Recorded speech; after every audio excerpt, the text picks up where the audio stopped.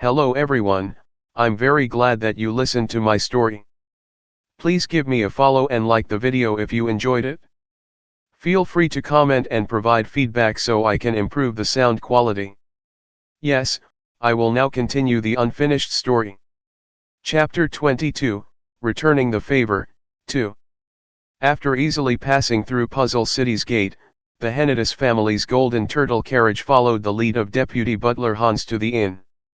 It is smaller than Western City. Right. Small. Cale nodded at Un and Hong's words, and looked outside the carriage. It won't follow me into the city, right? According to Choi Han, the black dragon would follow them from a far distance, before coming by in the early morning to drop the food off and then running away. Isn't it cute? The dragon seems like a little kid that hasn't lost its innocence, even after living such a terrible life. Not really. That was what Cale was thinking as Choi Han spoke to him with amusement. If Choi Han had seen the dragon blow a mountain away, he would not be saying things like, cute, to describe it. Cale didn't know why the dragon was doing this, even though it said that it hated humans. It was really overwhelming for Cale. This was not the way he was expecting things to go. Since it was still young, Cale thought the dragon would stay away from the Marquis' territory and create its own lair to develop its strength. Cale was hoping that, after growing stronger, that the dragon would destroy the Marquis' estate before the war broke out in the continent. That would be helpful in keeping the Henituse territory peaceful for a longer period of time. Cale clicked his tongue, and the kittens, who were excitedly looking out the window, flinched before approaching him. It seemed like they had seen something odd outside, and had come to ask. Each house has a rock tower in front of it. Very weird. Cale just casually answered. This is the city of rock towers. Puzzle City was famous for the ancient ruins with a lot of rock towers, but it was also famous for the fact that each house had small rock towers in front of them. The people in the city made a small groove outside of their windows to put a small rock tower on top of it. It really shouldn't be called a rock tower, because it was made with less than 10 rocks, but the rock towers were formed in different shapes based on the personality of the homeowners. That was why it was only natural that the luxurious inn that Cale arrived at also had a rock tower in front of it. Will we be staying here? Hans quickly responded to Cale's question, as they followed behind the inn owner. Hans seemed to be very excited, as he was walking with the kitten siblings in his arms. Yes sir. We have reserved 2 days for Choi Han Nim, and have agreed to pay for the rest of the group depending on how long we end up staying here. Ron flinched for a moment at Hans's words before quickly following behind with the magic box in his hand. Hans continued to speak. We arrived right before the Rock Tower Festival season, so the room was not that expensive. The Rock Tower Festival. Puzzle City was currently busy preparing for next week's Rock Tower Festival. Cale just let out what he was thinking without giving it any thought. It's not like there are a lot of rocks here, but the rock towers are quite interesting. Very odd. I know the reason for that. Huh. Cale peeked toward Hans, who had responded to his mumblings. There is a sad yet thought-provoking story that has been passed down through the ages. Stop right now if it is going to be long. Cale really didn't care about it. However, Hans continued to speak, as he had probably determined that the story was not very long. The group that had entered Cale's room watched as the attendant stepped out of the room and then had to listen to Hans's story. This story, well, this legend, is about something that happened in ancient times. Ancient times. The attendant had closed the door behind her and only Cale's group was left in his room. Cale responded to the words, ancient times. Yes. Ancient times. Go on. The kitten siblings in Hans's arms were wagging their tails, as if they were interested in the story, and looked up at him. Ron just silently poured a cup of lemonade from the bottle he carried in with the magic box and handed it to Cale. Cale held the cup of lemonade in his hands and sat down on the couch with his legs crossed and motioned to Hans with his chin. he was telling Hans to hurry up and speak. Ahem. This city supposedly fell out of the grace of a god in the past. Falling out of grace. Cale did not know anything about this story. This is my first time hearing about it. That is because young master has not studied history. You seem to enjoy talking back to me these days. Are you going to keep talking back like that? Hans quickly turned his gaze away from Cale. It is only natural for a great butler to inform their master about things that the master does not know. Hans started to speak about the ancient times. I do not know why the city fell out of the grace of a god. However, that is apparently when some of the people in the city started to gather together to build rock towers. It seemed to have been an act of worship to reach out to the god that had abandoned them. Did it work? Hans sternly responded to Cale's question. No. The god did not listen to them. Apparently, none of the prayers went through. That is why the present-day puzzle city does not have a single temple. There's no reason for me to worship a god who has abandoned me. Is that it? Ding ding ding. Our young master truly is smart and does not need to study at all. You want to get punched. Hans turned away from Cale to look at a faraway mountain and continued to speak. Ahem.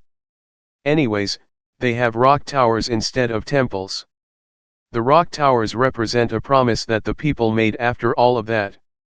It was a promise between the people, as well as a promise with themselves.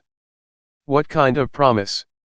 Hans started to explain an odd rule that was followed in Puzzle City. A human who has had their wish granted will destroy their rock tower. What an interesting city. Isn't it? Since they were abandoned by their god, they needed to achieve everything with their own strength. The act of destroying their rock tower represents overcoming the odds. Cale liked the act of destroying the rock tower very much. He then recalled the numerous rock towers in front of the houses. The rock towers are not created to seek help from a god. Right. It is more of a representation of their own determination. This kind of rock tower held a lot of importance, even if you never got to destroy it. I guess it wasn't the god granting their wish in the end. Yes. You are right.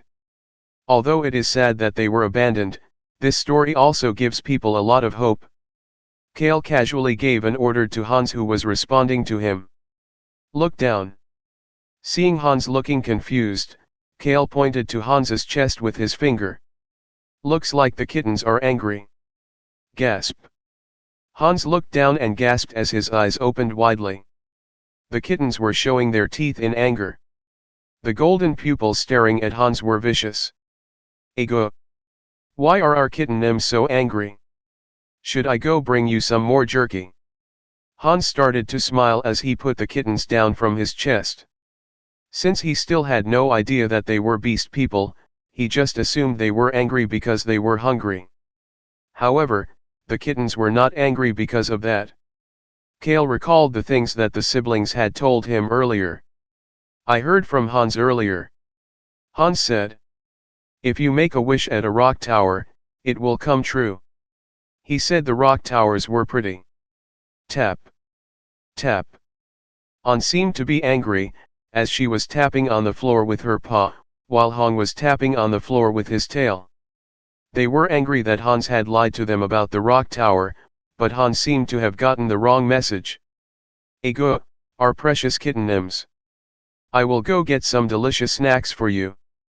Young master, may I go get something for them? You can stay out as well. I will be back really quickly. Hans said that he would hurry back, but he still made sure the things he brought for Cale were neatly organized, before heading out like the wind as soon as it was done. Ron, you can go rest as well. Ron was still left in the room. Ron turned toward Cale and started to smile. Cale really hated that old man's smile. His smile made Cale even more uncomfortable than normal. Ron approached the couch Cale was on, before starting to speak. Will Choi Han-nem be leaving in 2 days? Cale suddenly had a thought and started to smile as he asked. Why? You don't want to send him away? Do you want to go with him? Ron's benign smile became even bigger. Why would I leave you behind and go somewhere else, young master? I like being next to you. This gave Cale the chills. It is just that it is disappointing that Choi Han Nem will not be going with us all the way to the capital. I will need to speak with him as much as possible before he leaves. B. Crocs will probably be sad to see him go. Cale's expression became a bit better after hearing the rest of Ron's words. He didn't really pay attention to it because it was annoying, but it looks like a level of friendship had developed between Ron, Choi Han, and B. Crocs. Choi Han was difficult to read, but if he really hated someone, he would not even speak to them. Cale thought about his plan, and started to smile mischievously as he answered. Well, you can see each other again at the capital, since you'll be moving together. The three of you can leave this kingdom and go to Rosalind's kingdom. What do you think? Wonderful, right? Cale did not say that part out loud, as he started to smirk while Ron started to smile even brighter. I look forward to when we are all together with Choi Han Nem in the capital. This old man's wish is that everybody arrives there safely. Cale did not believe anything Ron was saying. Looking forward to it, or, wishing that everybody arrives there safely. Those type of emotions would not fly with this old man. The kittens also snorted while looking at Ron. An and Hong found it annoying that Ron kept trying to teach them assassination skills that they already knew behind Cale's back.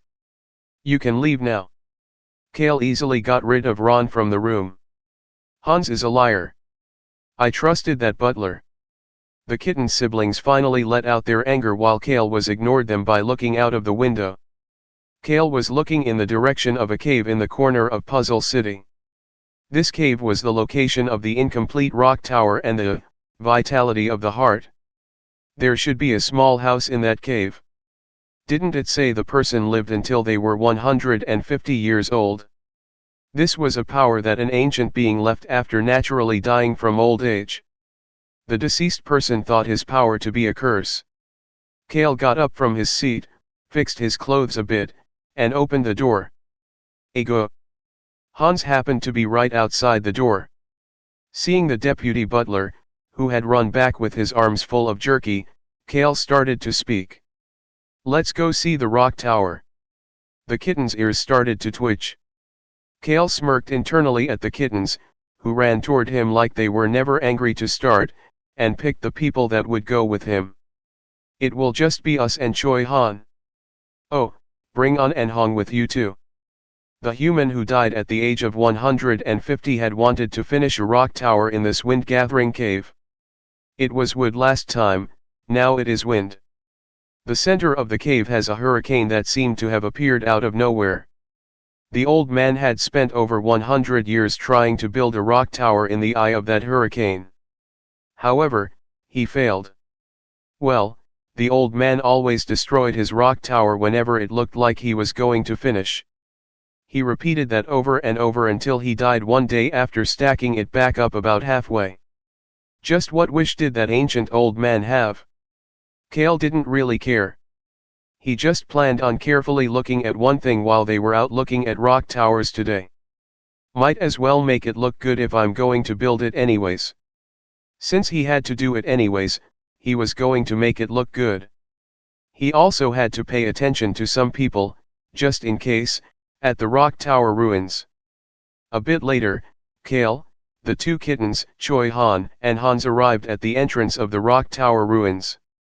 They didn't bring their carriage that showed the symbol of the Henituse family, and Cale had a hat on as well, using the excuse that he did not like the sunlight. They really are still here. He was able to locate the people that he was looking for as soon as they entered into the ruins. Cale stealthily hid behind Choi Han and Hans. At a bit of a distance was a casually dressed man and woman. The man was in a wheelchair, with the woman pushing the wheelchair and heading out of the entrance of the ruins, which was also the exit. They didn't notice Cale's stealthy gaze and casually left the ruins. The man turned his head slightly toward the woman and asked, "Why did you want to come here today?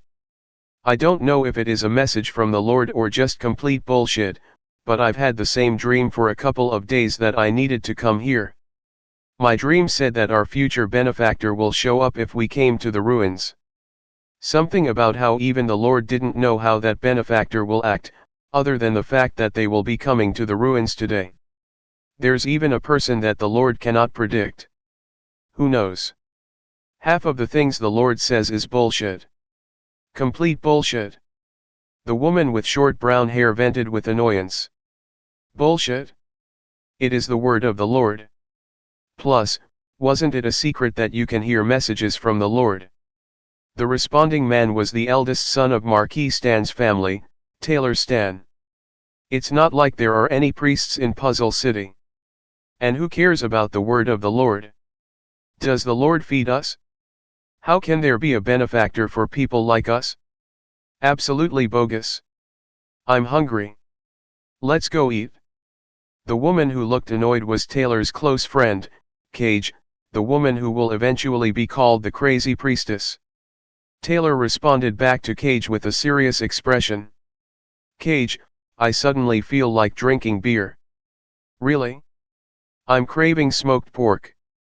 They looked at each other with serious expressions. Taylor pointed forward with his finger, and seriously responded to Cage. What a wonderful combination. Let's go. Push. It'll be my treat. Go, your treat. This priestess will do her best to escort you there. The two of them started to laugh as they started to move. Cale could not hear their conversation because he was far away, but he was doing his best to remember the faces of these two individuals, who were still able to laugh while in the middle of some terrible situations. Now that I've confirmed what they look like, I just need to make sure to avoid them. Since they didn't know who he was, Cale just had to make sure he avoided them in the future. Chapter 23, Returning the Favor, 3. Of course, he planned giving them their new hope anonymously. It was something he had learned from the dragon. Unless their lord has nothing to do and reveals me to them, there is no way that they will recognize me. It was impossible for them to learn of his identity. How great was that? He should have done everything anonymously until now. Cale stepped into the ruins feeling like a massive weight had been lifted off his chest. He could see people praying all around the area. At that moment, Hans stealthily approached Cale and whispered to him. I just saw the eldest son of Marquis Stan's household. How do you know about that person? Cale was truly surprised. Hans smiled before pointing to his eyes. Pretty much any and all information about the nobles is in my head. I could see a man being pushed on a wheelchair. It was weird that there was only one person with him, but I was able to see that there was a red snake crest on the wheelchair. You're better than you look. Thank you. Hans shrugged his shoulders with a satisfied expression as he finished his report. He then asked Cale. What do you plan on doing? Cale could feel the left side of his face heating up, and looked in that direction. Choi Han was looking at him. Cale shook his head and answered both of them. Ignore them. Both of them nodded their heads without saying anything else. Only then did their tour officially start. After looking around, Cale was shocked at the appearance of the rock towers in the ruins. They are. Cale seemed to be in disbelief. Uglier than I had expected. Cale could not understand the ancient sense of style. He was expecting piles of rocks, but there were rock towers of all kinds shapes in the ruins. They looked interesting. However, they were definitely not beautiful. Cale peeked at the kittens in Hans's arms. They seemed to be extremely disappointed as well. However, there was someone who seemed to be more serious than Cale expected. Choi Han had his head bowed like the other people who were praying, and seemed to be praying as well. I'm sure he's praying to return to Korea. Choi Han had grown up in a happy family environment. He was a different kind of person than Cale, Kim Rok-soo. Choi Han had grown up in a happy family with positive influences. That was why he was able to survive in a disastrous situation while still remaining a good person. Cale was staring at Choi Han when Choi Han lifted his head up and made eye contact with him. I have a question and something to report. Cale had a bad feeling about this. Start with your question. Choi Han seemed to be thinking about something, as he looked toward the rock towers standing in this wide plain and started to speak. Cale Nim, are you not going to make a wish? Is that what he wants to know? I don't do things like making wishes. Why not? It makes you have higher expectations. Choi Han, Hans, and even the kittens all turned to look at Cale. Cale looked at the rock towers like Choi Han had done, and slowly continued to speak. It's so much easier to live without high expectations. It feels great if you scratch a lottery ticket hoping for $1 and end up winning $5, but if you scratch it hoping to win the grand prize and only end up with $5, you are bound to get annoyed. Tap. Cale turned his gaze after feeling the tap on his shoulder, only to see Deputy Butler Hans smiling and starting to speak. You are right, young master. There is no such thing as dreams or hope in this world. Just stop talking. Yes, sir. Hans responded loudly, but seemed to be a bit disappointed as well, as he took the lead with the kittens. Cale leisurely followed behind Hans, when Choi Han quickly approached him and whispered in a voice that Hans could not hear. Choi Han had not given his report yet. The dragon has entered the city. Ignore. Cale took a look around. The dragon must have made itself invisible, as he could not see it.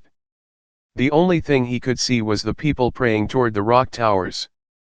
The Rock Tower Festival was still a week away, but there was still a large amount of people here. Cale's gaze turned to the opposite direction of the rock towers in the plains. The upscale area, the area that the wealthiest citizens in Puzzle City resides. Behind that area was a small mountain, and somewhere on that mountain was the grave of the person who had lived until they were 150 years old. The next day, Cale was ready to head to the grave. Naturally, he had to get rid of the humans and the kittens who wanted to follow him. Thankfully, everybody stopped voicing their complaints once he said only a single person was going to come with him. I will only be taking Choi Han with me. Choi Han was the strongest person there. With Choi Han tagging along, both the vice captain and Hans had nothing to say. The vice captain just frowned and said he needed to train the knights, before he quickly started to gather them. While Cale was watching the knights who were following behind the vice captain with looks of despair on their faces, Hans just said one more thing before disappearing. I will take care of our kitten Nims. Cale turned away from Hans, who seemed to be very excited about being with the kittens, and headed out of the inn. Choi Han followed behind him. Are we doing something again today? Again? Someone might get the wrong idea if they heard you. Choi Han did not respond. Cale did not care however, and just headed toward the mountain behind the upscale area and continued to speak. I need to go to that mountain over there. You can just wait for me at the mountain entrance. Choi Han did not say anything else. Cale preferred someone like this. Choi Han did not ask Cale any questions. He was someone who seemed to follow Cale, but did not have any curiosity about what Cale did. This was probably only possible because Choi Han thought that he could figure it out if he really wanted to, and because he thought that he would not be in danger no matter what Cale ended up doing. Cale arrived at the small mountain after passing through the stereotypical upscale area, before stopping after hearing Choi Han call out to him. I'm leaving tomorrow. I know. I was the one who told you to leave tomorrow. Choi Han made eye contact with Cale, who was standing impatiently at the mountain entrance. Cale was someone who said that he, Choi Han, was enough for protection. Choi Han had been thinking about this act of protecting the last few days. I've been debating this for a while, but there is something I need to tell you. The report about the dragon yesterday was not really what Choi Han had wanted to report. He hesitated for a moment, before looking back toward Cale and starting to speak. Choi Han's gaze was looking past Cale's shoulder to a tree near the entrance of the mountain. Mr. Ron is a dangerous person. Cale flinched for a moment at this straight that landed on him without any warnings. Should he pretend to know or pretend not to know? He quickly made up his mind. Cale had not expected a question like this, but he calmly responded back. You are not surprised. There is a dangerous stench of blood on him. He is a strong person who has shed a lot of blood. At first, I thought that Cale Nim knew about it already and still had Mr. Ron by your side. But if Cale had known, he would have taken the strong Ron with him to rescue the dragon. But Cale had not done that. Choi Han thought that to mean that Cale either did not know about Ron's strength or did not trust Ron, but there was no way Cale wouldn't trust someone who had been with him for 18 years. That was why Choi Han had come to the conclusion that Cale was not aware of Ron's strength. But neither Cale Nim nor anybody else seemed to know about Mr. Ron's strength. Choi Han had debated about this for a while. Honestly speaking, the fact that Cale had said that he did not have any expectations made him decide not to say anything about Ron. However, the fact that Cale had chosen him to be the guard today made Choi Han feel guilty. That was why I thought I needed to tell Cale Nim. Oh really? I didn't know Ron was strong. Choi Han asked once more after hearing Cale's calm response.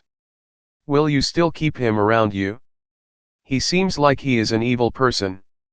Cale snorted at Choi Han's words. Keep Ron around him? Cale was planning on pushing Ron over to Choi Han the moment they arrived at the capital. Whether it is you or Ron. You say that he has a dangerous strength, but why do you leave Ron alone? That is because ... Choi Han suddenly could not say anything. It is probably because he has not done anything to you. Choi Han could not retort Cale's words. There was the initial misunderstanding that led to their small battle, but Ron had helped him find a sword after that, and even helped take care of the issue with Harris village. Cale silently observed Choi Han. It was not just to Choi Han. Ron did not do anything to anybody. The only thing that Ron did was giving Cale lemonade every so often or making fun of Cale with rabbit meat. But that was nothing. Ron has been my servant for 18 years. No matter what, Ron was dedicated to his act as a servant. Even the vice captain, who cared a lot about hierarchy, did not get angry when Ron, a servant, was walking shoulder to shoulder with him. Even Deputy Butler Hans did not get angry when Ron did his job for him. It was because Ron was skilled and well liked throughout the estate. Do you hate Ron? Choi Han shook his head after debating it for a moment. I just thought it would be better for you to know that he was a dangerous person, and thus decided to report. Choi Han looked at Cale after hearing that once more. You are both the same to me. In that aspect, you are dangerous as well. Cale looked at Choi Han with a stoic expression and continued to speak. You are strong as well. Choi Han let out a gasp. Cale didn't know the reason behind it, but continued to speak. It's all the same to me. He didn't know the reason, but Ron, who had come over from the eastern continent, was living in the Henituse territory while hiding his identity. If someone like that was to touch the son of the Count, that would spread like wildfire in the kingdom. Ron was someone who did not care about anything or anyone else, other than his son and himself. So why would someone like that cause a ruckus? Cale was just scared because he knew that Ron was a dangerous old man. He wanted to get rid of that dangerous old man as soon as possible so that he could live in peace. As long as he is my servant, he is just my servant. Just like you are Choi Han, who needs to pay me back. Cale checked his watch. The strength of the wind in the cave was different based on the time of day. He needed to hurry. You have nothing else to say, right? Don't follow me. Choi Han silently nodded his head in response. Cale did not even look back as he headed to the small mountain. After seeing that he could no longer see Cale, Choi Han looked back at the tree at the mountain entrance and started to speak. You heard him, right? Ron smoothly jumped off the tree. He glared at Choi Han and started to smile. A blunt voice started to flow out of Ron's mouth. I changed his poopy diapers and raised him since he was young. That was the truth. Choi Han stood in front of the path to the mountain and started to speak. Cale Nim had said that nobody is to follow him from here on. I know, you little punk. Ron turned his back to the mountain with no regrets. After hearing that Cale was only going with Choi Han, and even leaving the Cat tribe children behind, Ron had followed, just in case something happened. I shouldn't have come. They say that you get more fickle the older you get, and this fickleness was such a pain. Ron walked back to the inn at a much slower pace than when he had left, and Choi Han watched Ron disappear before sitting down on a boulder to wait for Cale to return. Cale was standing in front of a cave just off of the mountain path.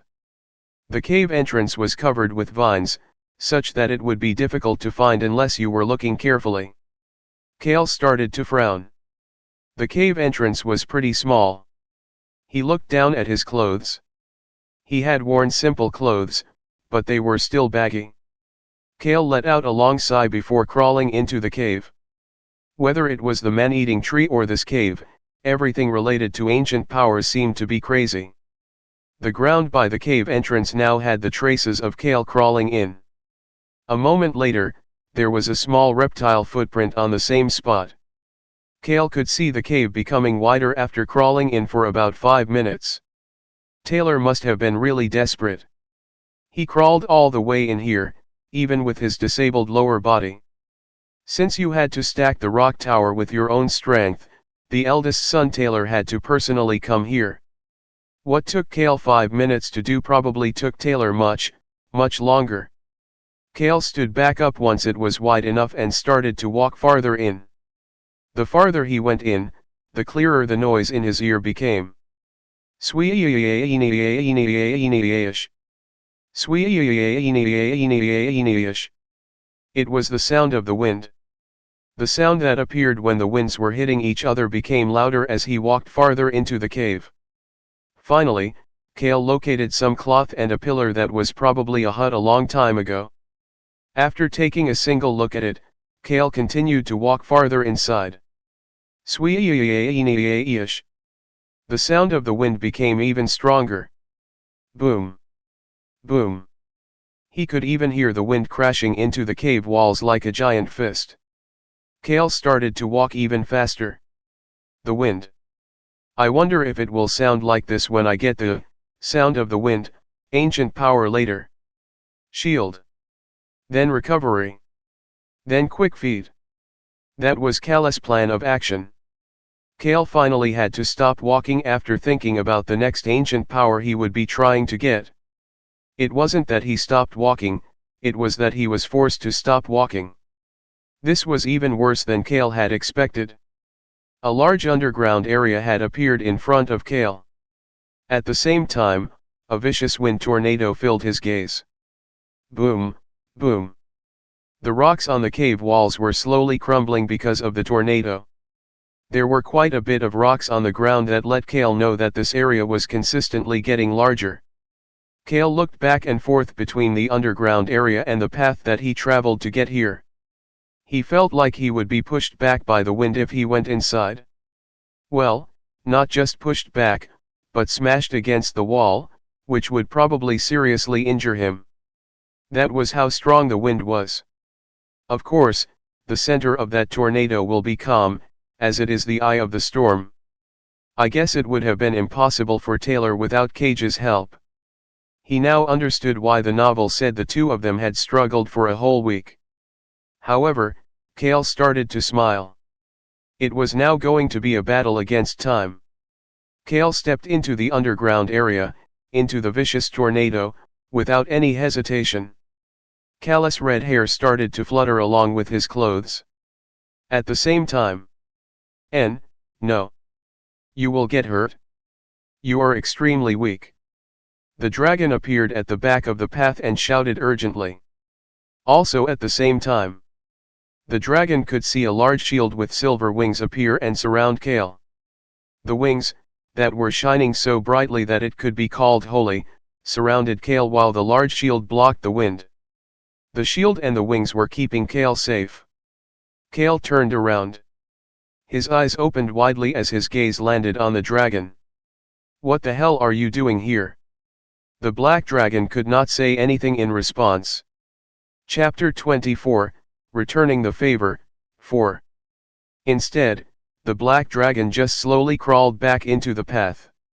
While Cale was watching the dragon in disbelief, he could hear a quiet voice piercing through the wind to reach his ear. "I was just passing by." The black dragon's back flinched after hearing Cale click his tongue, but Cale did not have time to pay attention to the dragon.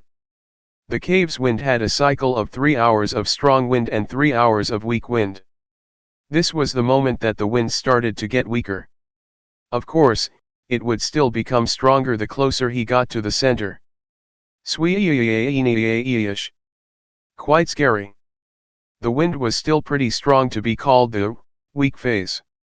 The novel mentioned that the 150-year-old man walked through this strong wind to get to the rock tower.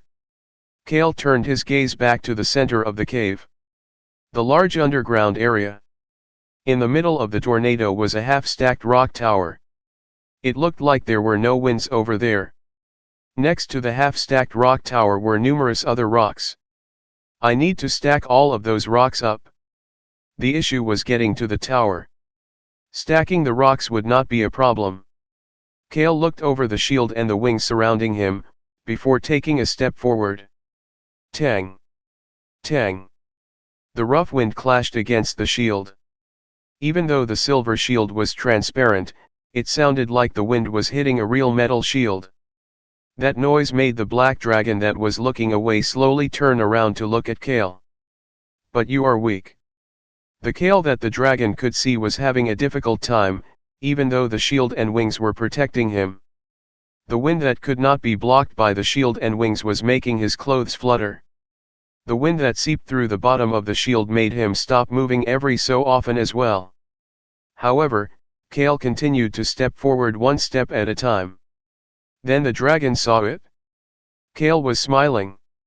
This human, that was nothing compared to that strong tornado, the same human that was weaker than even the kittens he was traveling with, the human that was the weakest out of everybody he was traveling with, was smiling while pushing through this wind.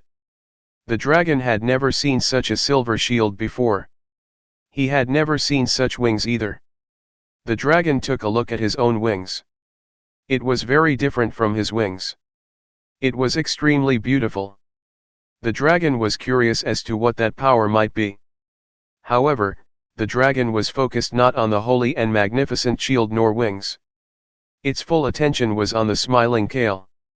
And the target of the gaze, Cale, was continuing to smile. "It's doable. It's comfortable."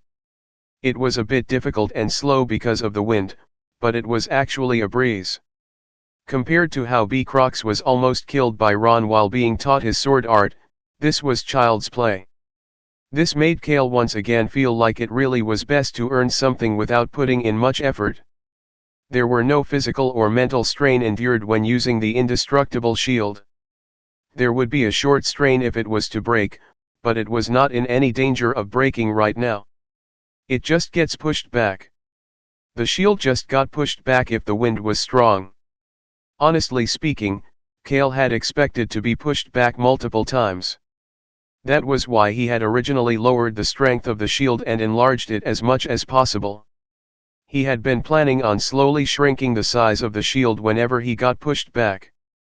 However, this shield was working better than Cale had expected. That made Cale a bit smug, but when he had reached about the halfway mark to the center of the tornado, he had to get rid of all side thoughts.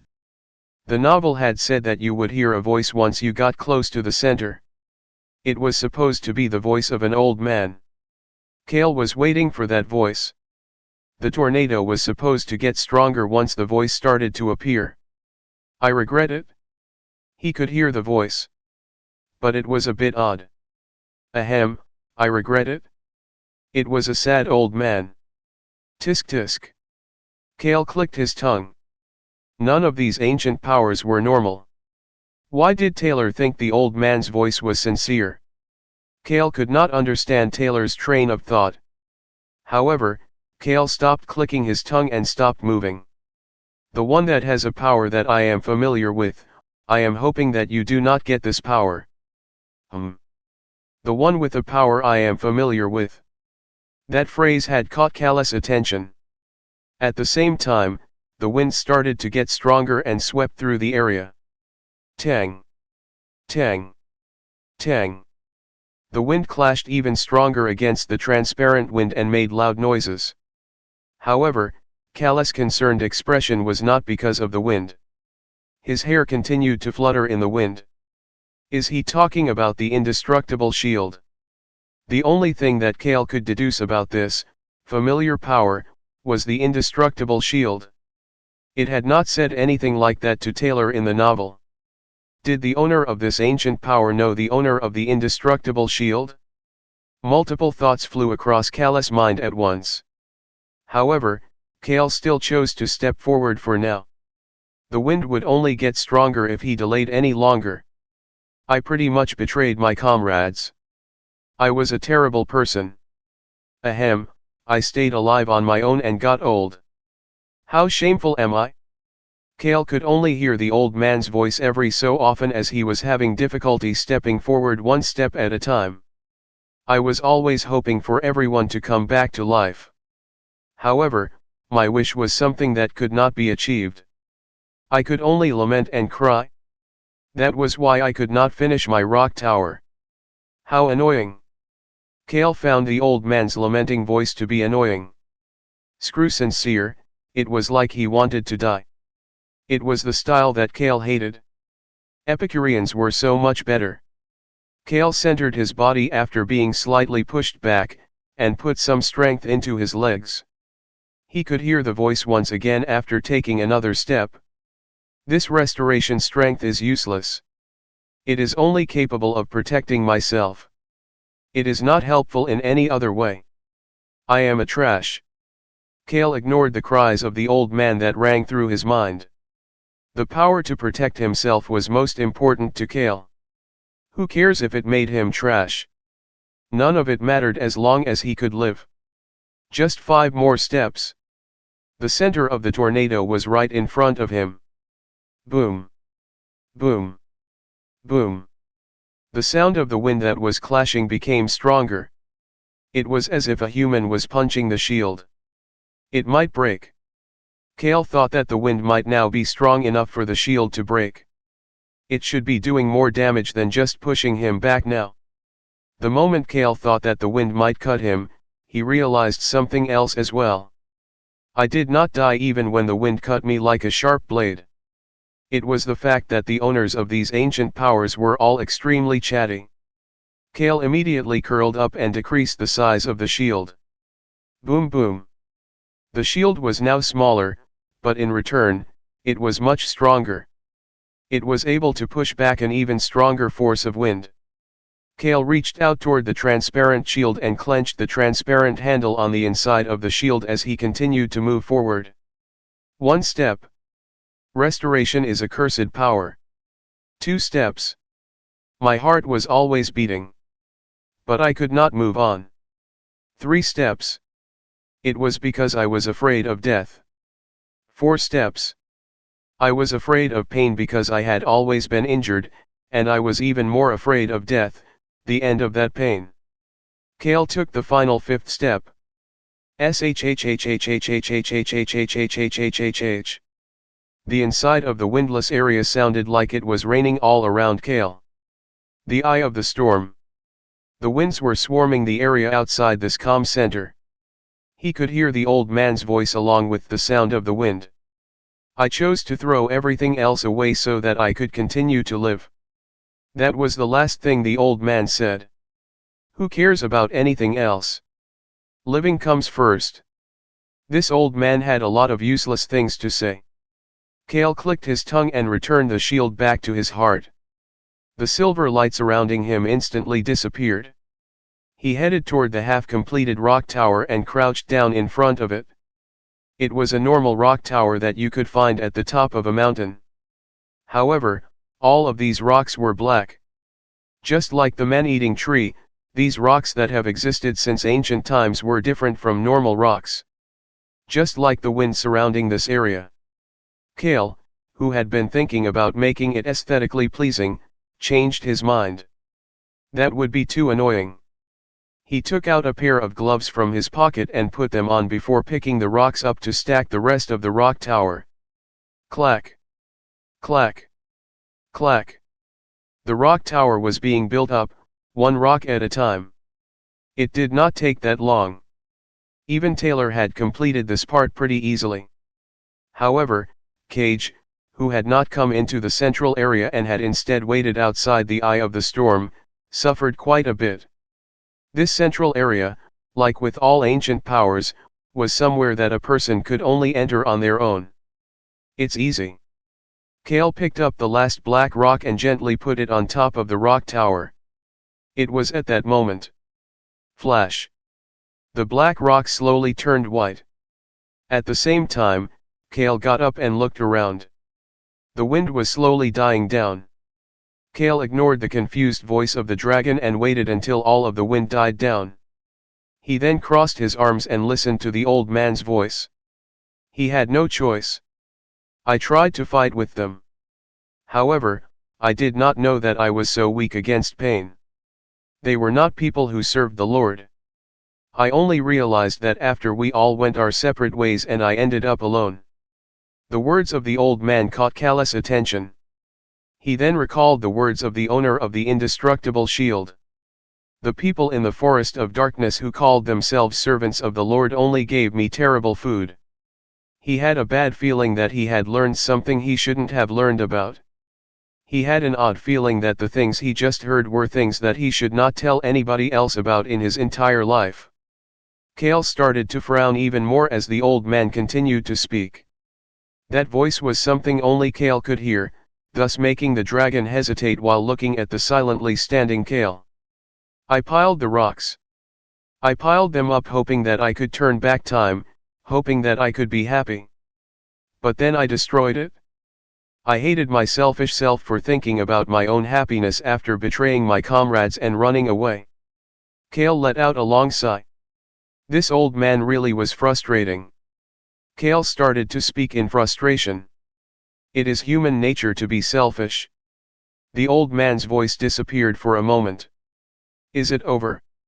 Cale started to smile thinking that the old man was finally getting to the end. However, the sobbing voice continued once more. Ahem. My older sister said the same thing. She was a really wonderful older sister. She was more reliable than anybody else. Ah, my older sister. Sob. The old man was crying. I'm going to go crazy. Tap tap. Tap. Cale was impatiently tapping the ground with his foot.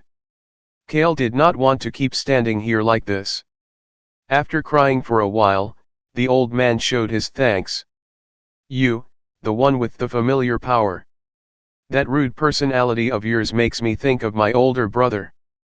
I am very envious of how rude you are.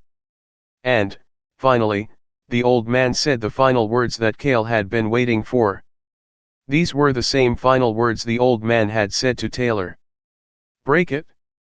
Then you will overcome your limits. Cale started to smile and instantly kicked the rock tower without any hesitation. Tang! Crumble! Boom!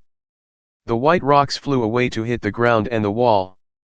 The dragon that had been watching Cale flinched and stared at Cale as if he was crazy. However, the following scene made the dragon gasp. The broken rock tower. A white light floated up from underneath the rock tower. Boom! The gentle vibration that pulsated throughout the cave could be felt under Cale's feet. At that moment, the light rushed toward Cale. Cale reached his hand out to grab the light.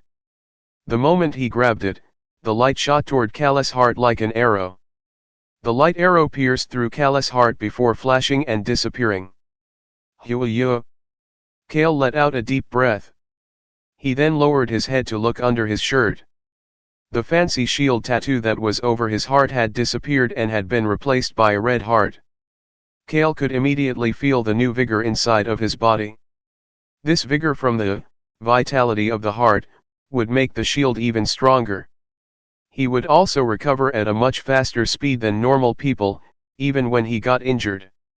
Unlike the shield, which was a superpower. This was more a part of the physical strengths of the human body. This regenerative strength was so strong that it managed to last since the ancient times, to be passed down like this. Cale brought forth the shield again.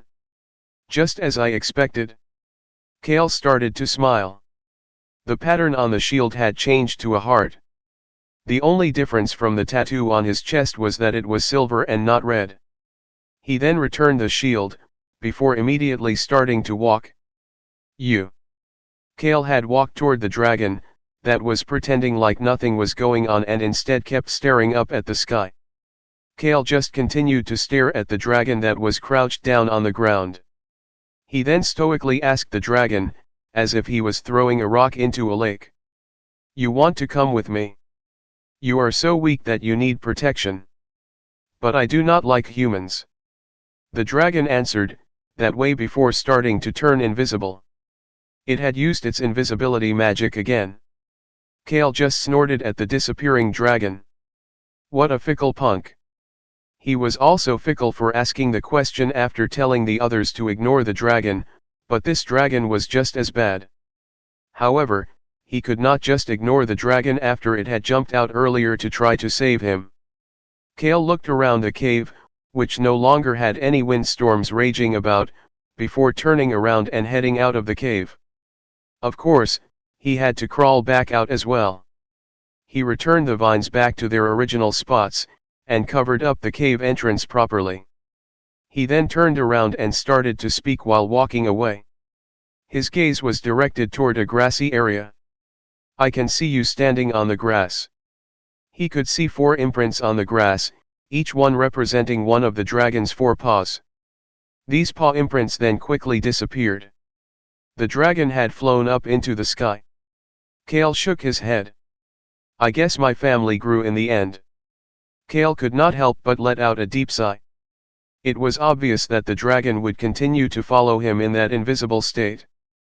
Just why was this dragon such a noob when it knows ancient magic like invisibility?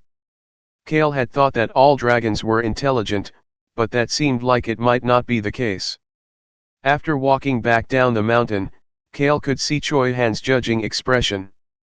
Choi Han looked at Cale silently, before finally asking. Did you roll around the mountain? Shit. The wind had made his hair a mess, and his clothes were dirty after crawling across the rocky and sandy cave entrance. Cale sternly responded to Choi Han. Yes. I rolled around. Choi Han looked toward Cale with concern. Cale just avoided the gaze. That night, Cale told the kittens to deliver a message. It was a letter that was created with magic, which made it impossible to determine the handwriting of the writer. Make sure they don't see you. The letter was the new hope for the priestess Cage and the Marquis's eldest son, Taylor. Once something similar to the English proverb of trying to break a boulder with an egg.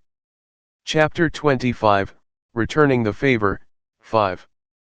Late at night in a small 2-story house in the outskirts of Puzzle City. The only light in the area was the light on the first floor of this small house, shining out through the windows. Marquis Stan's eldest son, Taylor, the owner of the house, started to frown. What is going on? Damn it. Ugh. Hold on. Don't talk to me right now. Cage, the priestess of the god of death, was clenching her head in pain. The beer cup in her hand fell to the ground. Taylor and 3 of his people approached her quickly. What? Is the Lord saying something to you again? Taylor looked toward her with concern. The god of death spoke to Cage from time to time. This had suddenly happened one day and would sporadically appear like this. Cage had hidden this fact from the church, and only Taylor and his 3 subordinates knew about it. Ah, so annoying. After struggling for a while, Cage jumped up and headed to the back door of the house. She was moving pretty quickly. She was still clenching her head and staggering a bit, but her gaze remained focused on the back door. Taylor told his subordinates to stay back as he pushed his wheelchair and followed behind her. Did someone break in? They may be in a small house, but there were magic alarms set up everywhere. Taylor was too paranoid about his younger brother to sleep without these alarms. After having both of his knees destroyed by a hitman in his own room at the Marquis estate, there was nowhere that Taylor considered to be safe anymore. Cage. What is going on? Slam. Cage slammed the back door open. Taylor could only see a peaceful backyard. It was calm and tranquil, as always. There were a couple of lamps lighting the garden up, making it the most lit area in the property. Cage started to rush into the backyard and Taylor followed behind her. Cage walked all the way to the fence at the boundary of the property and let out a gasp. Ha! This was the location right outside of the range of the alarm. On top of that fence was a small rock tower made of 5 small rocks. It was just large enough for the single night staying at this house to find when he went on his patrol later. Crazy shit. It was real. Some rough words came out of Cage's mouth. Taylor arrived next to Cage in his wheelchair and started to look at the rock tower on top of the fence with confusion. At Taylor's question, Cage read the message that was written in chalk next to it. Break this if you want your wish to be granted. That's what it says. Confusion and curiosity both filled Taylor's face simultaneously. Cage let out a sigh after looking at him and pressed her temples with her finger. I vote that you break it. No, it sounds crazy, but the Lord says to break it. This is the first time the Lord has not said some bullshit. Why is he talking so much these days? He usually speaks to me maybe once a year. What does this rock tower have to do with it? Cage turned to make eye contact with Taylor. The turning point of our lives. That is what he said. The god of death only came to Cage when she was sleeping. Sleep was similar to death. That was why sleep was a path of sorts for the god of death. However, this time, she had heard her lord while she was drinking. Cage thought that the god of death was angry at her for drinking too much beer. That was why she had welcomed it. She wanted this god to stop paying attention to her. However, the god of death had a different message for her. The decision is yours to make. However, don't break it if you want to live a peaceful life. That's what he said. She looked toward the rock tower. There was something underneath. There is a letter underneath the rock tower. I think they piled this rock tower up for the letter. She turned back to look at her best friend, Taylor. He had to look up from the wheelchair, so, although he could see the rock tower, he could not see the letter underneath it. I don't feel any strange powers surrounding the rock tower. Although she was not as sensitive as real mages, using divine powers allowed Cage to be pretty sensitive and perceptive toward her surroundings. She would be able to feel if there were any curses or negative energy surrounding an item or a place. She was, after all, a servant of the god of death. She was waiting for Taylor's response. Taylor looked up at the night sky, before slowly turning to look at Cage. Destroy it? Cage immediately punched the rock tower in front of her. Tang! Tang! Tang! The rocks on top of the fence all fell down. Taylor just blankly watched it happen.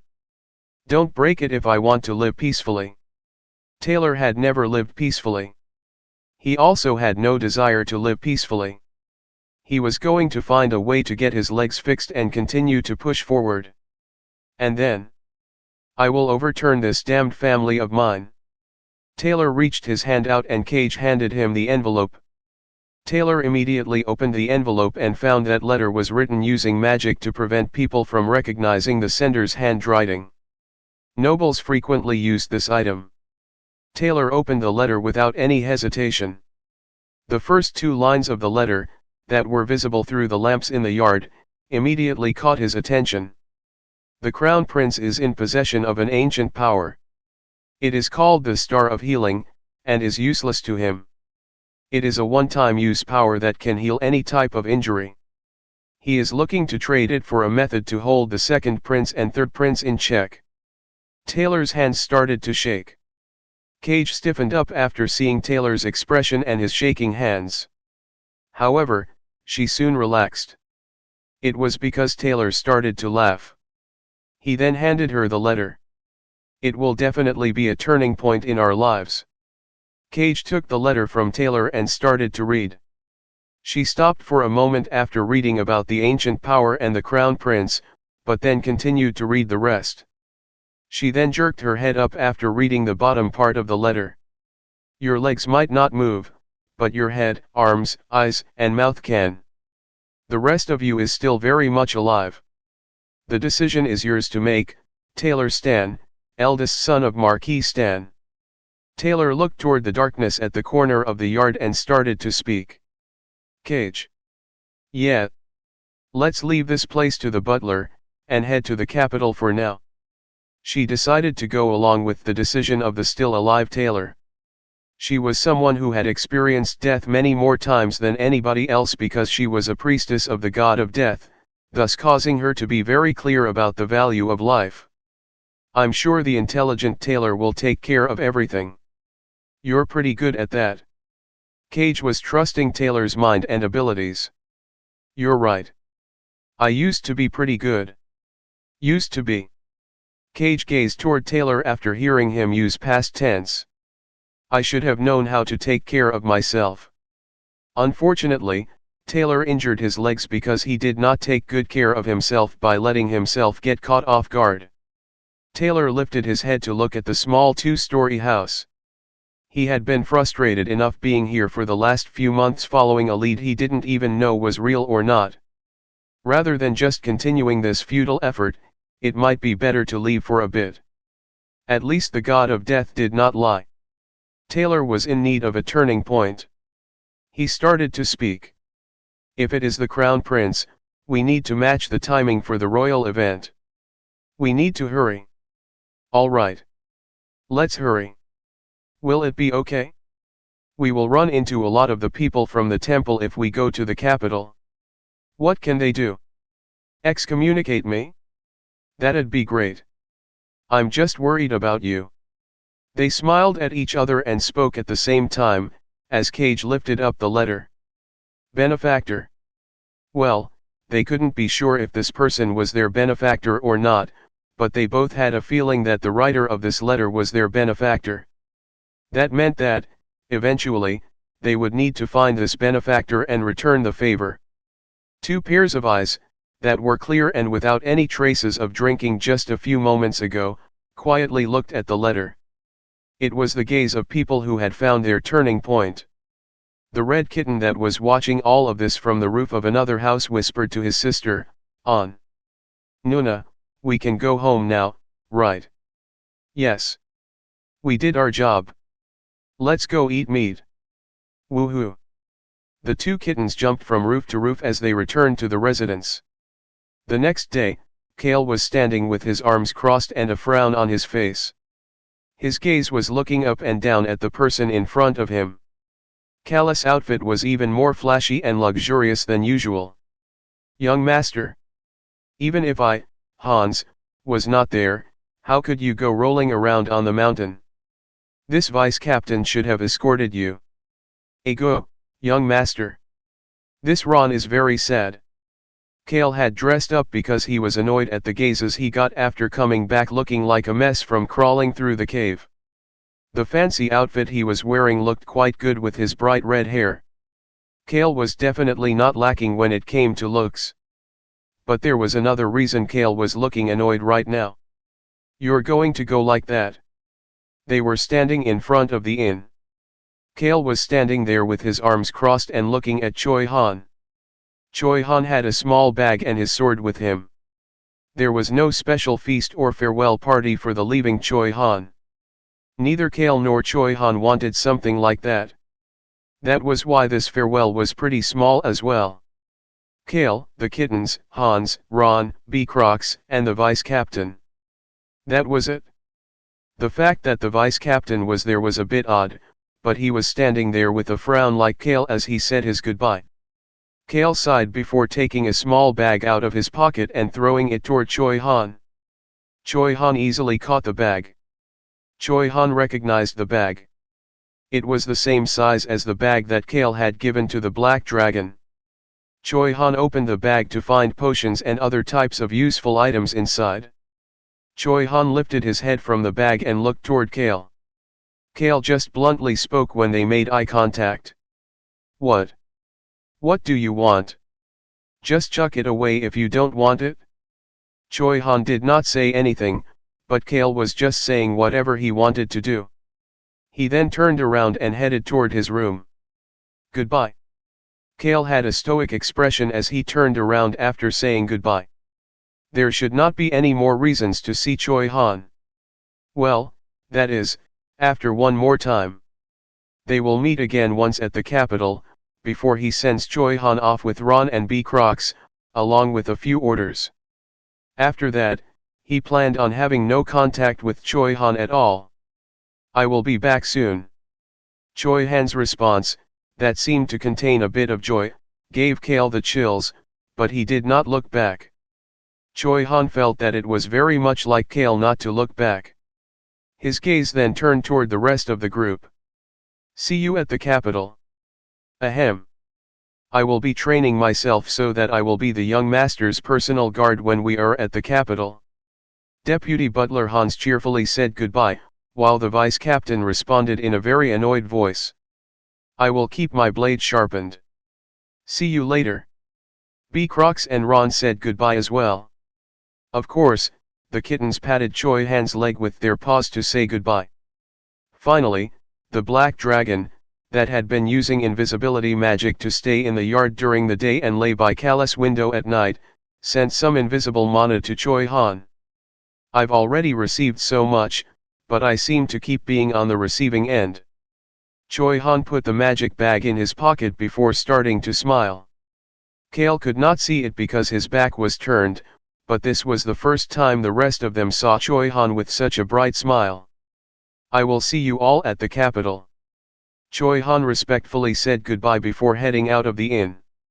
Someone like him, who had spent tens of years in solitude that felt even worse than death, now had somewhere to return to. He also had people he needed to pay back for their grace.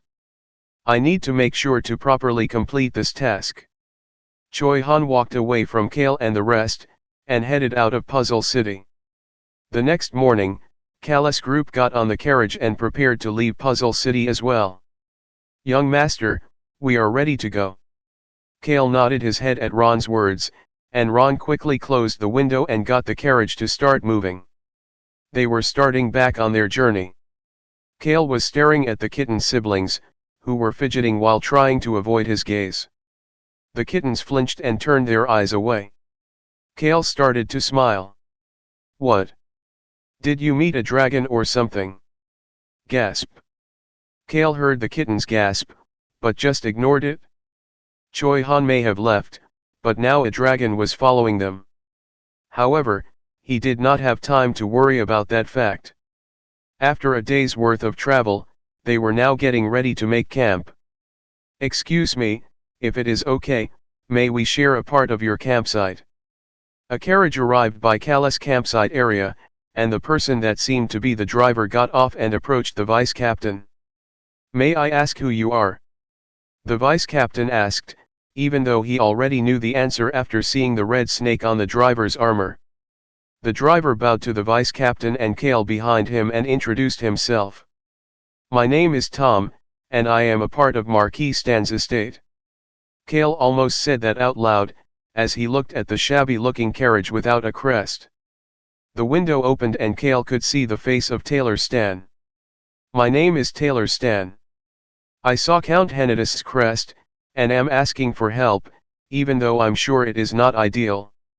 If it is the strong Count Henituse's campsite, Taylor thought he would be safe for the night.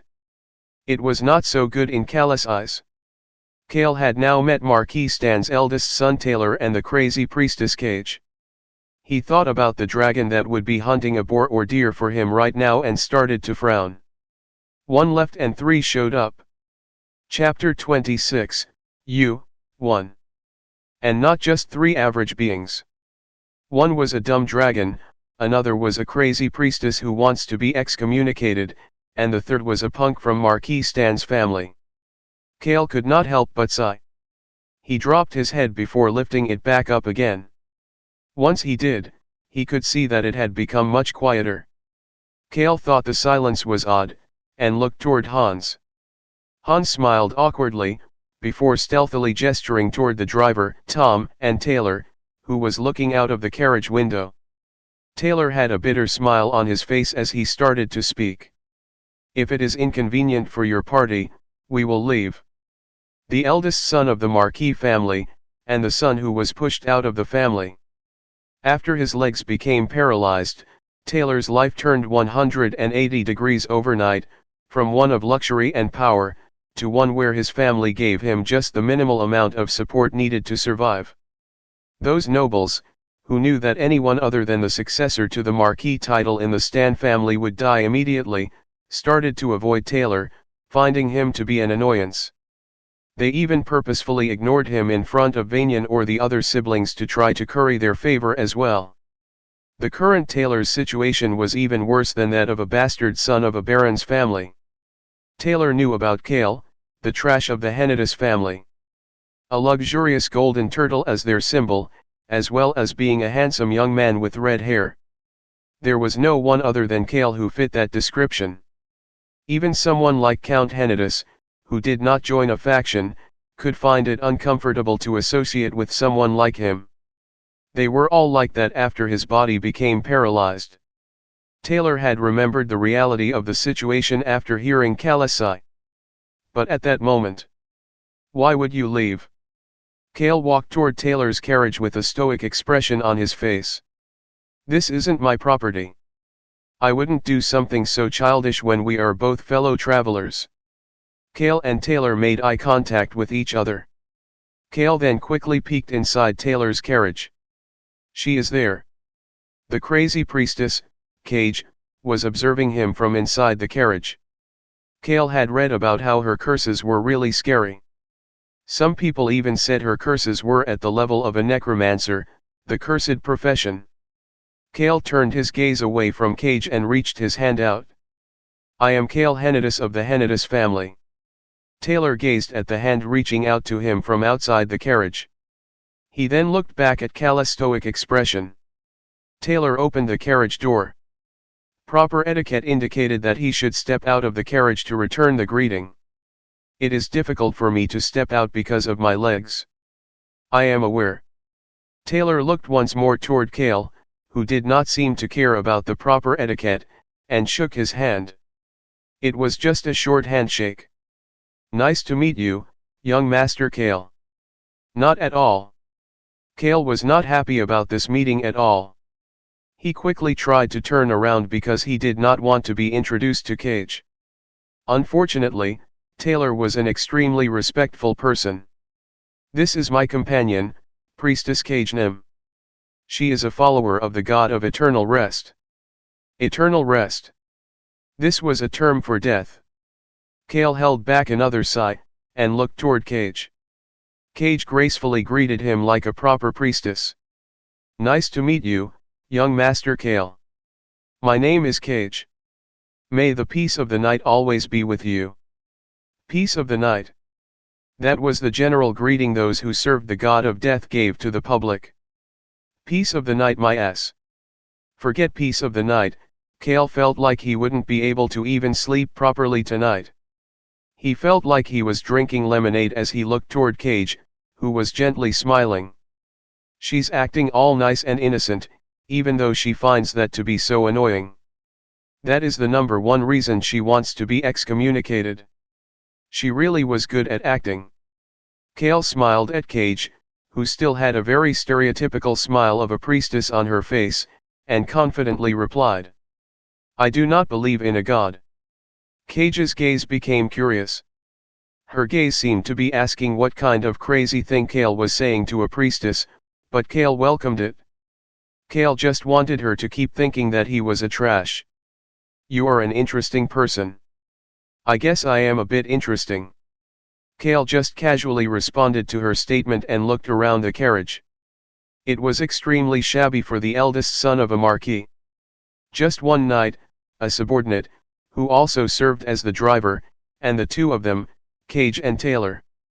I'm sure he's out of money as well. Taylor probably spent a lot of money putting magic tools around the Puzzle City residence. Since he was not getting much help from the Marquis, he wouldn't really have any emergency funds to use. Taylor was probably doing everything he could to reduce his expenses. Taylor closed his eyes to hold back the shame while watching Cale look through his carriage. Cale did not put much meaning behind it, and started to think. They are probably heading to the capital because of my message. It was obvious where they were heading. It was to the capital, to meet the Crown Prince. Cale vaguely gave an order to the approaching Hans. Help them out. Set up a separate meal for them and set up a campsite next to ours as well. He didn't want to eat with them, or even share the same campsite.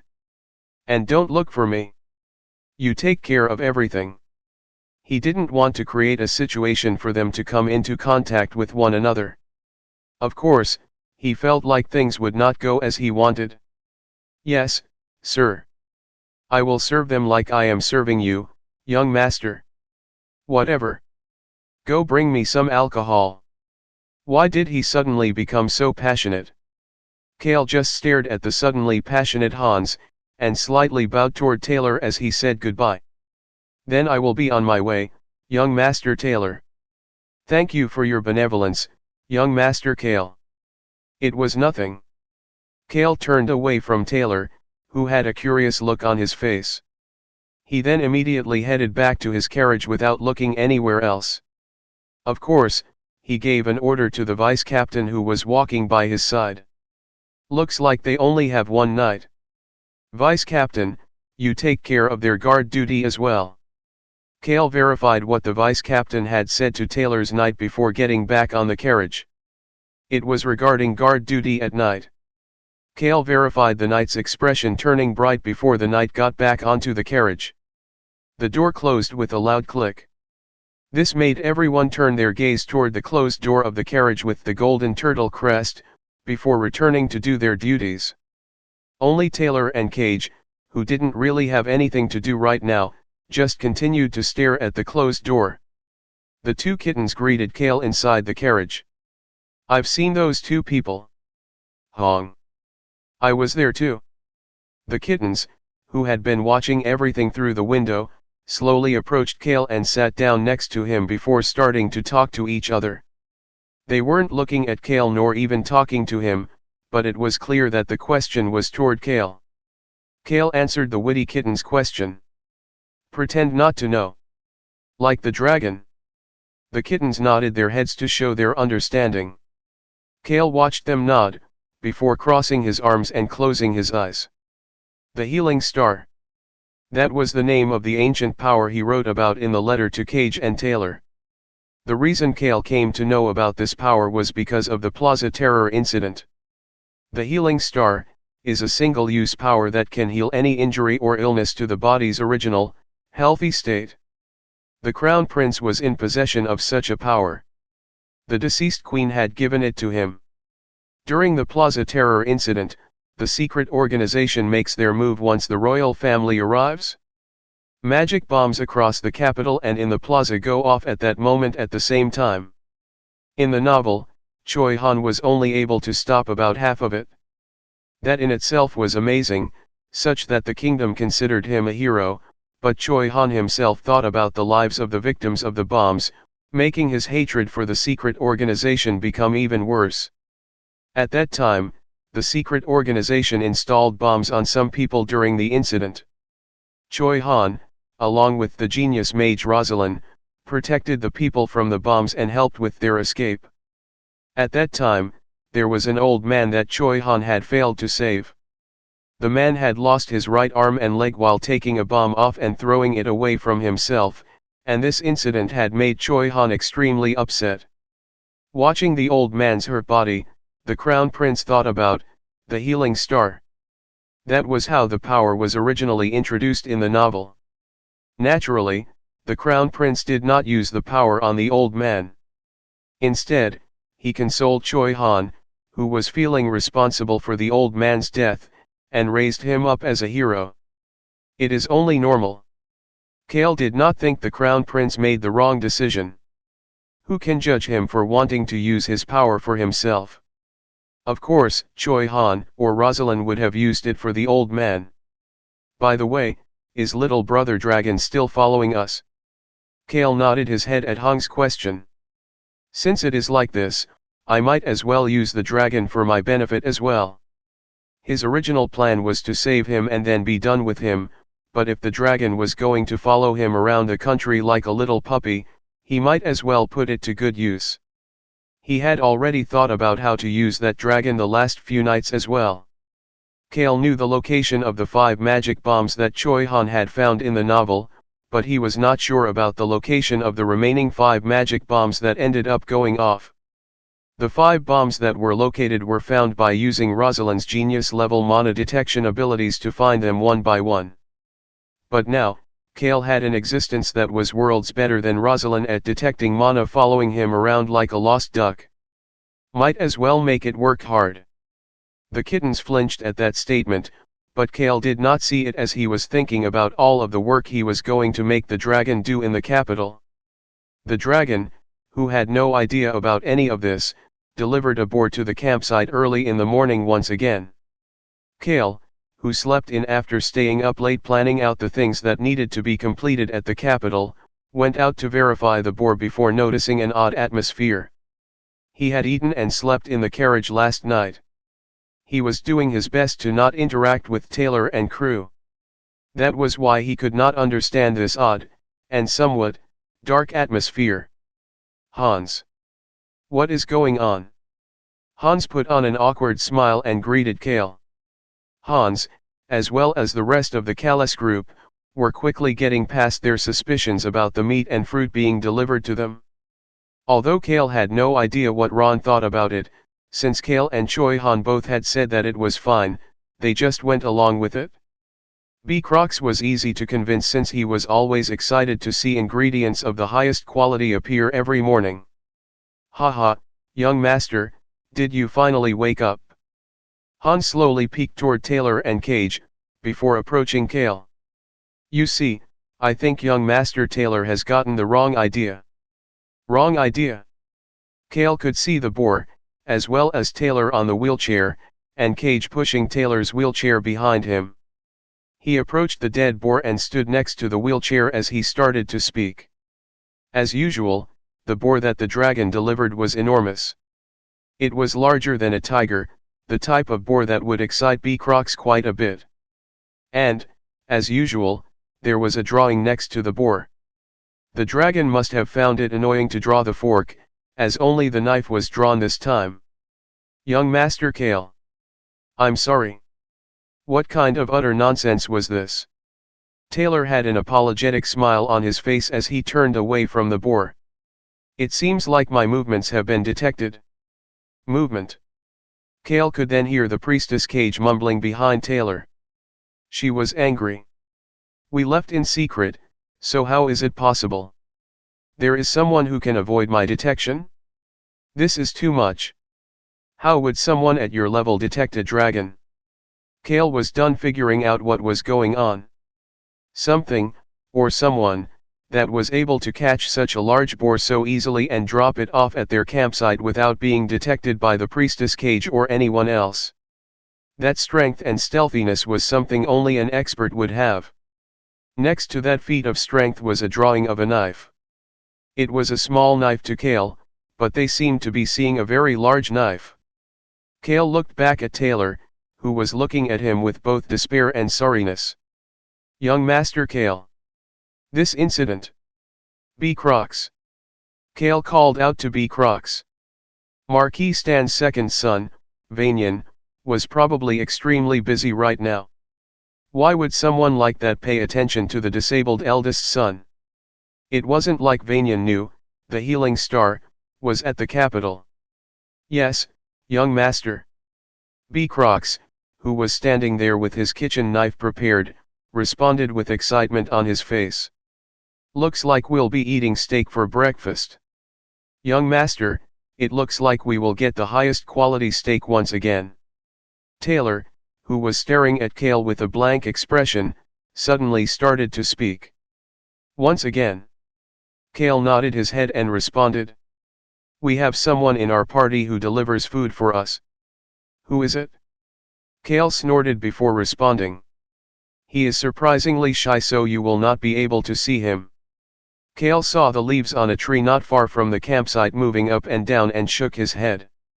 Cale shaking his head made both Taylor and Cage turn red from embarrassment. Ahem, I see.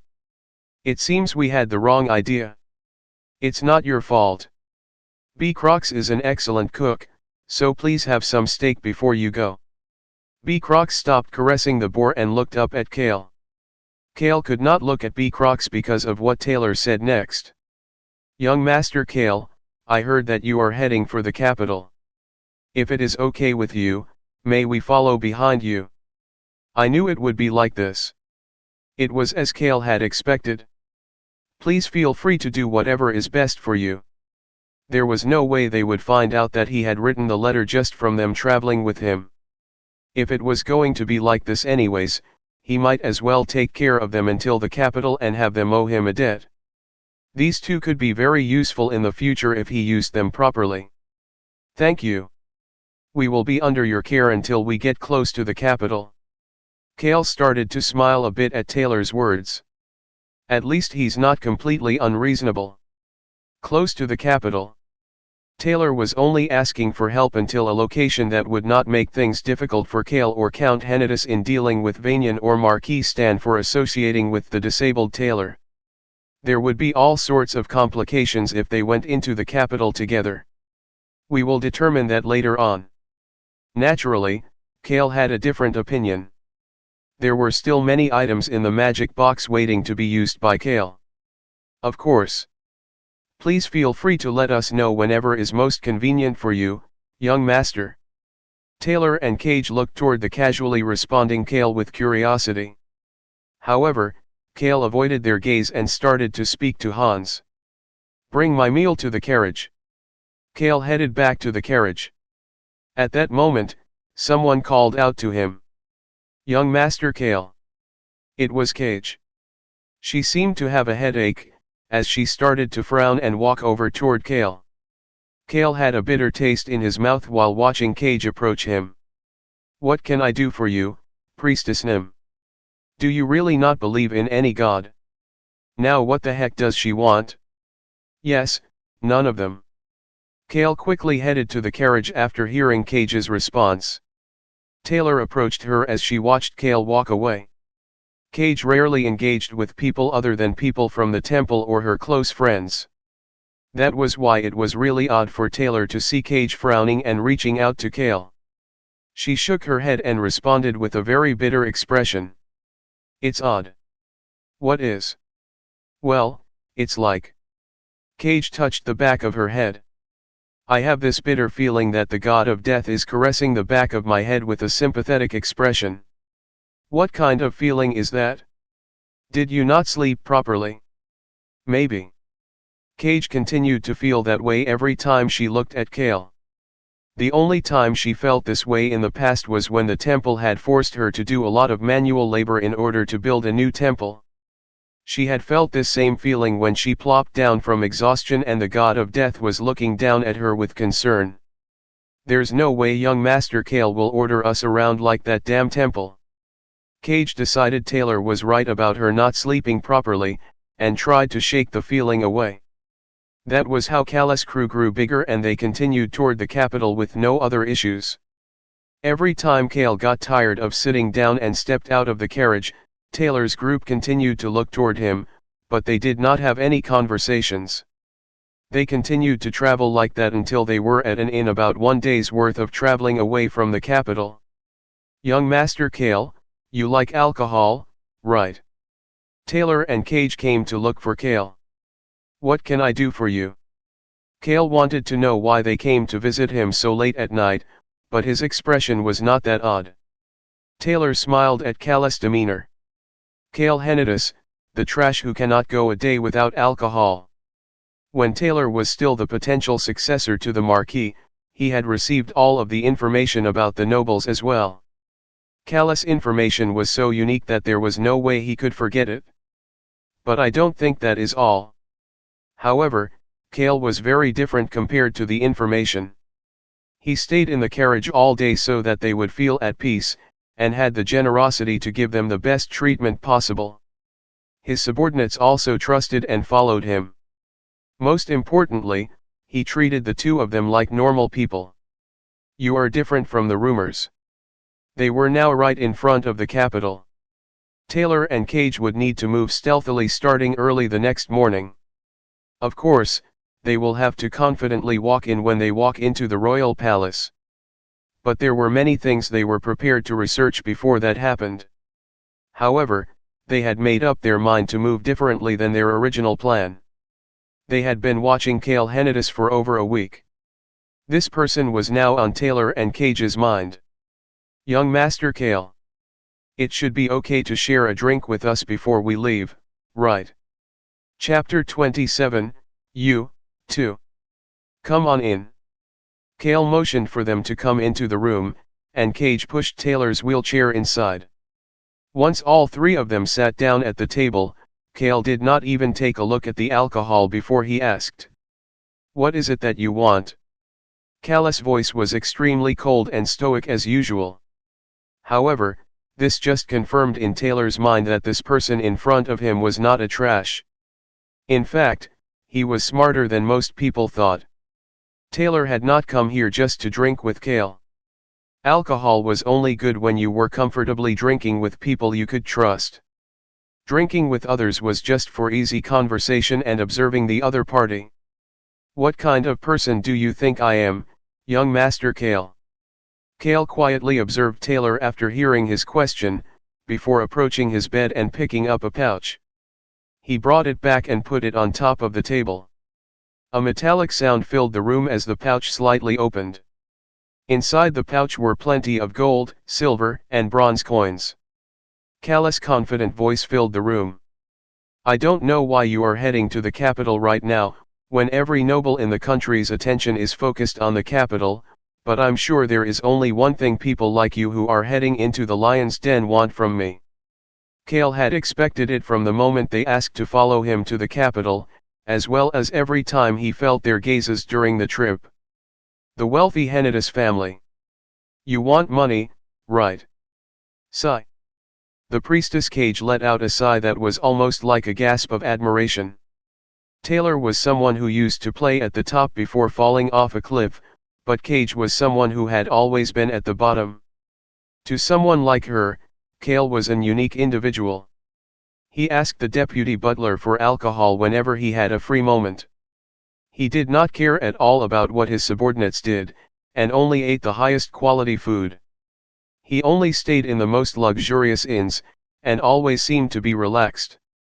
He also did not care about what he said to others. However, he was definitely not trash. Her friend Taylor understood this even better than she did. So you already knew. It was a piece of cake. Cale answered as if it was not difficult to deduce at all. Based on how you are traveling, you look like you are lacking in money. In order to stay at the capital, especially stealthily, you need money more than anything else. I'm sure this was not originally your plan, but it was only natural to ask when you have the golden turtle traveling with you. Taylor could not disagree with anything Cale just said. It was the truth. Cale Henituse was someone who did not try to avoid him, the eldest son who was pushed aside by his family. Asking Cale and hopefully getting some money was their best course of action. Even if Cale said no, it didn't look like Cale would tell Vanyan about Taylor's request. Cale seemed to hate complicated things. In Taylor's eyes, Cale was someone who voluntarily hid from others. Thank you very much, young Master Cale. Cale did not say anything like, you're welcome. Instead, he was ready to put into play his plan that he had formulated and thought over ever since they started following him. Will you be leaving early in the morning? Yes. We were planning on stealthily leaving, but came here to see you before we left. We need to take care of things on our own now. Taylor's eyes were clear as he sat on the wheelchair. However, Cale could not see any positive feelings in Taylor's eyes when he made eye contact. Will you be entering through the temple? The moment Taylor's expression seemed to show shock at how Cale knew, Cage stepped in. Yes. We plan to enter through the temple. They were planning to disguise Taylor as a member of the temple and sneak him in. However, doing so would alert the Temple of Death of Cage's location. Cage was willing to put herself in that kind of danger for Taylor. However, even entering like that would not guarantee stealth. Cale poked at that problem. Even if you enter through the temple, Vanyan or the Marquis will hear about it within 3 days. They most likely have informants in the Temple of Death as well. You really are very well informed. Cage started to smile. There was something she suddenly realized about Cale. Young Master Cale, I'm sure there is a reason you are so curious about our course of action. Cale's index finger tapped on the table. Take this money and let the innkeeper know that you and your people will be staying one more day here. Cale then lifted up his finger and pointed toward the two of them. As for the two of you, you will get on my carriage. The rest of your group will enter the capital one day later. Screech. Cale pushed the chair back and stood up. He then went over and grabbed another item from the magic box, and put it on top of the table. This is a magic tool that will make any life forms in a selected area turn invisible for 5 minutes. This was the second item that needed to be rented under Billows's name. Young Master, are you planning on stealing something? Steal? No, I plan to break something. Break something? He was planning on using this item during the Plaza Terror incident, but he had a reason to use it in advance now. Cale was thankful that it was not a single-use item. Silence filled the room once Cale stopped talking. Cage and Taylor looked back and forth between Cale and the item, and their lips opened and closed multiple times, but they could not say anything. They finally managed to ask after a while of silence. Why dash?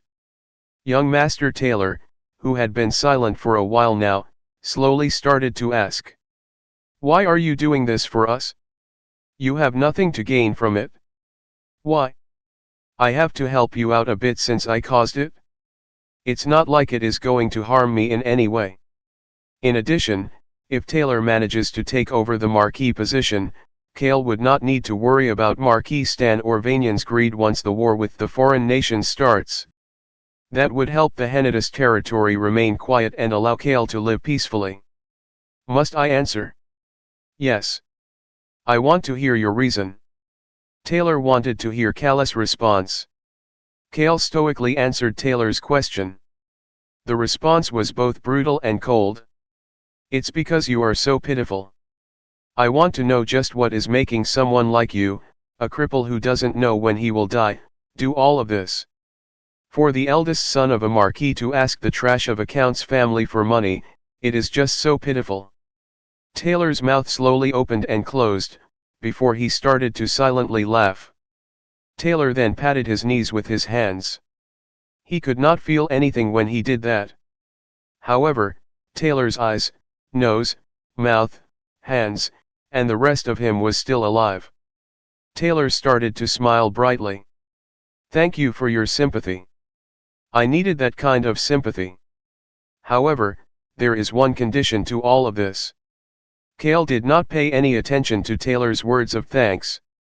Forget about everything. Cale repeated himself once more, as he pushed the bag of money toward Taylor. Forget about every single thing that has happened. Cale was showing that he was willing to help them, but did not want to be involved with them any further. Cage stepped forward. This was the reason she had come with Taylor. Young Master Taylor and I will make a vow to the God of Death to not reveal anything. I'm sure that you are aware that anyone who breaks a vow made to the God of Death will die. Yes, I am. Please make your vow. Cale started to smile at her words. A vow made to the God of Death. It was because Cale believed in this famous vow that he was willing to help them out.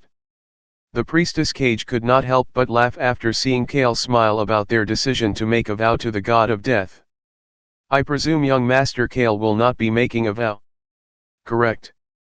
If things become complicated in the future because of this, I plan on revealing everything. To Vanyan. Cale confidently answered the question. Hearing Cale's answer actually made Taylor feel much more peaceful. Taylor liked the fact that Cale was honest and said that he planned to reveal everything if it inconvenienced Cale in any way in the future. Cage. Let's do it. Taylor and Cage. The two of them were no longer speaking formally in front of Cale. It was their signal to each other that they will reveal almost everything to Cale. We will start now. Tonight was the night of the new moon. On these nights, when the moon was not visible, was when the strength of the god of death was at its peak. Cage closed her eyes and gathered her hands together in front of her. It looked different than when people were praying. Her two palms were pointed toward Taylor and herself. Boom! A small vibration filled the air. At the same time, a black smoke started to come out of Cage's fingertips and surrounded the three of them. Is this holy power? Cale was filled with an odd sensation while feeling the power around him. It was definitely different from ancient powers, but it was still warm, even though it was black. I, Cage, a daughter of the eternal night, wishes to borrow the name of the night to make a vow alongside Taylor Stan. A vow is made with our lives. Anyone who breaks this vow will descend into eternal darkness. Cage opened her eyes and looked toward Cale and Taylor before continuing to speak. I, Cage, and Taylor Stan, vow to keep tonight's discussions a secret only to be shared with the witness, Cale Henituse. We will not discuss this with anyone else. With anyone else. Taylor repeated the ending words. Cage closed her eyes after hearing Taylor's voice. The black smoke surrounded the three of them once again. And then, boom! With another vibration, the smoke disappeared. The vow was finished. Pretty simple. Cale could feel an odd sensation in his hand while sharing his thoughts. It was similar to ancient powers. He could sense the things related to the vow. The sensation you feel right now is the power of the vow. The moment we break the vow, young Master Cale will be informed of our deaths as the witness. Cale easily accepted her explanation. He had no choice because of the sensation in his hand. He started to inspect the difference between the divine power and the ancient power inside of him. At that moment, Taylor put the bottle of alcohol he brought at the middle of the table. The bottle now sat at the middle of the table. Young Master Cale, will you have a drink? A drink? Cale hid his desire for them to leave, and asked what they meant. Taylor nodded his head at Cale's question. Yes. Alcohol. Alcohol is necessary on a good day. Taylor wanted to drink with Cale, someone he could not trust until recently. Cage seemed to have figured something out by his actions, and started to smile before putting her hand into the wide sleeves of her priestess outfit. Ta-da! 3 shot glasses came out of her sleeve. Ho! Cale looked at the shot glasses, the bottle of alcohol, and the priestess with disbelief. He could not believe that she carried shot glasses in her sleeves. Priestess Nim. You are amazing. She was a true alcoholic. Cale took a glass from her, and Taylor filled the glass. Once all 3 of their glasses were full, Cage asked Cale a question. Young Master Cale, is it not weird that a priestess is drinking? Cale tilted his head to one side and asked. Is that any of my business? Cale did not care whether she drank or not. Wow. I really like you. Cage shared her admiration while smacking her knee with her other hand. She then coyishly asked Cale. Young Master Cale, do you not have any desire to get to know an older sister with a great personality? Nope. Cale sternly answered, and Taylor quickly added on. What about an older brother with a great personality? Even less. Cage and Taylor both started to laugh instead of being disappointed at Cale's answer. Cale could not tell what was funny about his response, but lifted up his glass and started to speak. Cheers. Clang. The 3 glasses clanged together. A night of a new moon. There was no moon in the sky, but this alcohol that was deeper than the moon, and created a thread connecting these 3 individuals. Young Master, Shall we head out? Cale did not know whether Hans was slow or just found this to be funny. Deputy Butler Hans had heard the situation from Cale and pretended to not see the two people in the corner of Cale's carriage, instead loudly asking Cale whether they should leave. Of course, Cale casually gave the command to go. 2 hours. They would arrive at the entrance of the capital in 2 hours. Part 4 of the series ends here. If you enjoyed it, please give us a like and subscribe so we can be motivated to make even better videos in the future.